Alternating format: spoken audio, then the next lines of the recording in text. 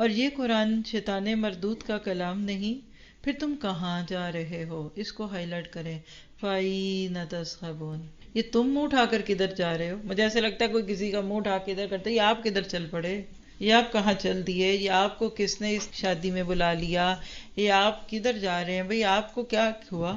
یعنی تم اپنی زندگی میں بے تکا پھر رہے ہو، جدھر دل چاہتے چلو، جدھر لوگ جاتے تم بھی چل پڑتے ہو، ادھر آؤ، ان ہوا الا ذکر للعالمین۔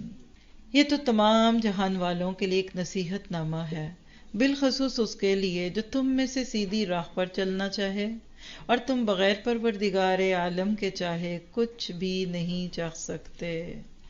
آخری آیت تو دل کی تختی پہ لکھیے، وَمَا تَشَاءُونَ إِلَّا أَن يَشَاءَ اللَّهُ رَبُّ العالمین۔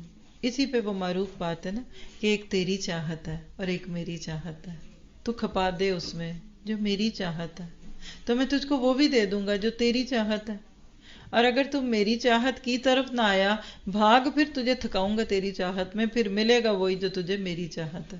حدیث قدسی کا خلاصہ ہے۔ کیسے اللہ آپ کو مجھے اپنی چاہتوں کے بیچ میں ادھر سے ادھر منہ کرنے کی دعوت دیتے ہیں؟ تو کیا پتہ چلا کہ اس دنیا میں جو کچھ ہو رہا ہے، قیامت کے دن یہ بالکل بدل جائے گا۔